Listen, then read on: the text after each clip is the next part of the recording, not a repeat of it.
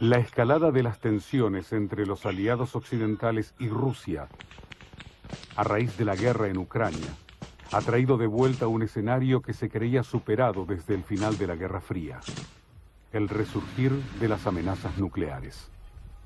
Lo que empezó como un conflicto regional ha acabado adquiriendo la entidad de una guerra mundial en la que se dirimirá el nuevo orden internacional para el siglo XXI.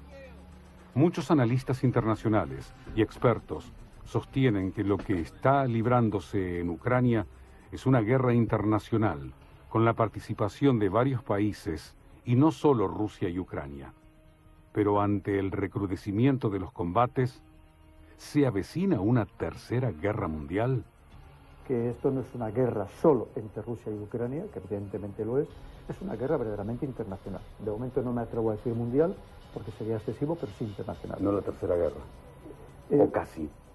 Pero puede desembocar en ello, porque fíjese que ahora mismo no olvidemos que hay un grandísimo riesgo de escalada.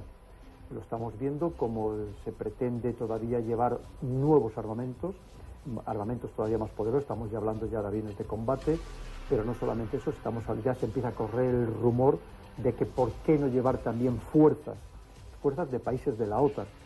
La invasión rusa, que comenzó el 24 de febrero de 2022, continúa su curso, pero tiene sus contratiempos con la resistencia ucraniana, que cuenta cada vez más con el apoyo de la OTAN.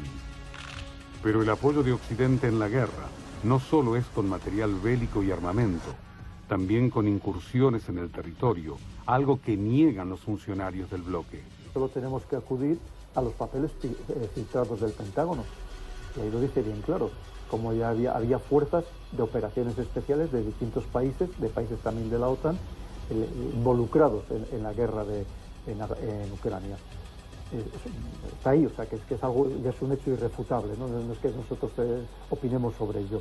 Y luego hay que pensar que esa llamada legión extranjera que está combatiendo en Ucrania prácticamente desde el principio de la guerra, pues ahí hay un poco de todo.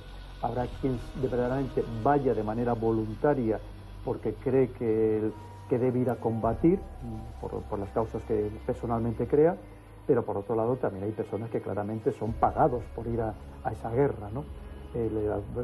Estamos hablando, incluso de aquí también se ha comentado, de procedentes de distintos países de Hispanoamérica. Entonces, pero es normal, sobre todo en lugares donde ha habido mucha violencia, por así decirlo, que luego son personas que luego son reclutados para combatir, evidentemente, pues en otros conflictos. Esto es algo tradicional. El apoyo de los países de la OTAN es cada vez más contundente hacia Ucrania. Los combates recrudecen y la guerra no parece con un final próximo.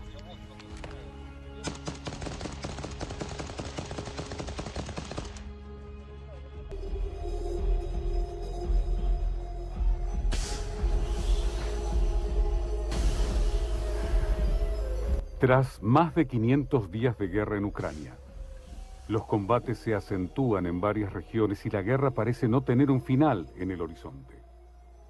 El apoyo de Estados Unidos y la Unión Europea es cada vez mayor hacia Zelensky. Crece la asistencia en armamentos, entrenamiento y estrategia militar. Recientemente, el bloque continental europeo aprobó el 11º paquete de sanciones contra Rusia, con más medidas restrictivas. Muchos sostienen que las sanciones muestran a las claras que la guerra no es solo entre Ucrania y Rusia, sino que la Unión Europea también está en guerra contra el Kremlin. El mero hecho de que la Comisión Europea hace un par de días haya anunciado el 11º paquete de sanciones a Rusia, significa estar en guerra. Porque hoy en día la guerra se hace de muchas formas, más allá de con carros de combate o con aviones de combate. Entonces, es que es así, es que hoy en día la guerra, es más, la primera fase de la guerra es económica, a través de estas sanciones.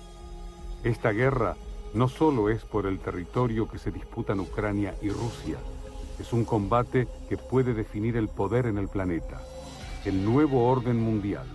Por eso el interés supremo de Europa y también de los Estados Unidos.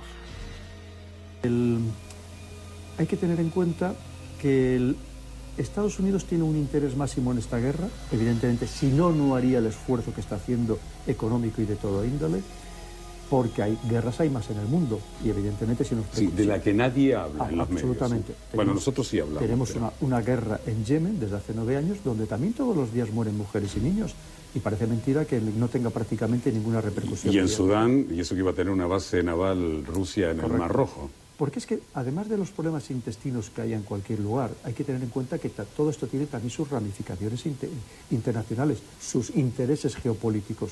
Por supuesto que muchas veces son los que azuzan esos intereses o esas luchas internas precisamente para buscar su propio beneficio en el ámbito internacional. Pero efectivamente, ¿qué sucede? Que Europa en general nos estamos dejando demasiado arrastrar, creo que sin pensar, sin reflexionar, si son exactamente lo que defendemos nuestros intereses. De manera en general y de manera particular muchos países que en realidad en esta guerra no nos va absolutamente nada. Entonces eso es lo que deberíamos pensar, si estamos defendiendo los intereses de Europa o estamos defendiendo los intereses foráneos, como en muchos casos nos ha pasado ya a lo largo de la historia. Tanto Estados Unidos como la Unión Europea abarcan varios frentes para intentar frenar a Rusia. A través de la OTAN, con el apoyo bélico, armamentístico y territorial, y también desde otros organismos para tratar de perjudicar al gobierno de Vladimir Putin con medidas que afecten a la economía del país. La guerra, como tantas otras, se libra en el campo de batalla y también en los escritorios. La guerra es territorial y económica.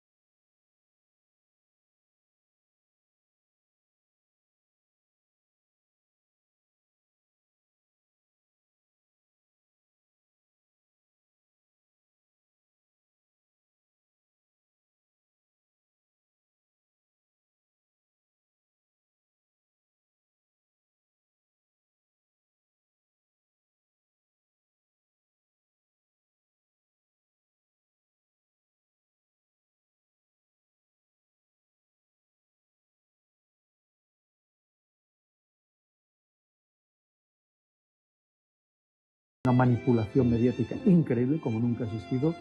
Y muchas personas ya empiezan a darse cuenta de que a lo mejor nos estamos equivocando. Pero la energía no es la única variable que golpeó a Europa. Los alimentos, debido a la invasión rusa, sufrieron una suba sideral.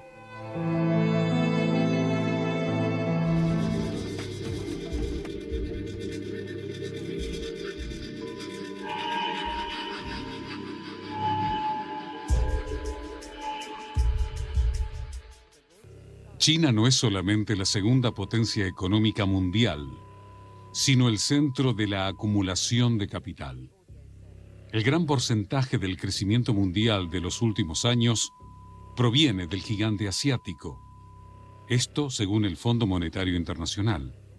Su avance es 2 veces mayor que el de la economía estadounidense, que desde hace 50 años se ve afectada por un declive sistemático de la rentabilidad del capital.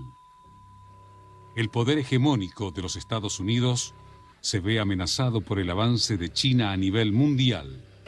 Ellos se ven cada vez más amenazados. Ese poder que han tenido absoluto, sobre todo a partir de 1991, cuando desaparece la Unión Soviética, y ya no tienen rival ni económico, ni geopolítico, ni ideológico, ni militar, ni de ninguna naturaleza. Y de repente ven que sí que lo tienen. De momento militar, quizás sería excesivo decir que lo tienen, porque como capacidad de destrucción todavía tiene más Estados Unidos, pero sí que es verdad que es un rival cada vez más importante, tecnológico, financiero, económico, y les preocupa y lo ven con gran temor. Y además es que lo dicen abiertamente en todos sus documentos oficiales o permanentemente en sus discursos. Eso que dice, por ejemplo, cuando la señora Kamala Harris llega a la cumbre de seguridad de Múnich y dice: es que estos otros países quieren acabar con el mundo basado en reglas. Sí, pero quería decir, en mis reglas. Claro. Quieren acabar con mis reglas, las que a mí me permitían regir en todo el mundo, porque para eso dominaba el sistema financiero y Bretton económico Woods, mundial. por ejemplo. Absolutamente todo. El conflicto bilateral con trasfondo económico parece crecer con las disputas territoriales con Taiwán, pero también se entrelazan los acuerdos comerciales que el gigante asiático tiene cada vez con más países del mundo. La disputa comercial se profundiza también por el poder y es cada vez mayor, marcado por la Asociación Económico-Comercial de los BRICS que lidera China. El liderazgo de este bloque busca pelearle al dólar su hegemonía en las negociaciones mundiales. Y veremos ahora a ver qué va a pasar en este gran punto de inflexión que puede ser la próxima reunión en agosto de los BRICS, donde hablan de incluso más de una veintena, hay casi lo eleva a una cincuentena de países que se podrían postular para unirse a los BRICS, con todo lo que ello significa. De inicialmente, ¿qué es lo que pretenden? Empezar a negociar entre ellos solo en sus monedas nacionales, para posteriormente pasar a negociar en una nueva moneda que van a crear, precisamente para hacer una contra total y absoluta a ese dólar que está de capa caída. Y podríamos dar muchísimos datos de ver cómo esa fuerza que le daba como principal moneda de reserva, como principal moneda para todas las transacciones internacionales, por esa ansia que tiene todo el mundo de tener los bonos del Tesoro estadounidense. La alianza entre China y el resto de los países se hace cada vez más grande. Incluso son muchas las naciones que están solicitando ingresar para ser parte de los BRICS. Un grupo que, de ampliarse, le pelearía el orden económico mundial a la Unión Europea y a los Estados Unidos.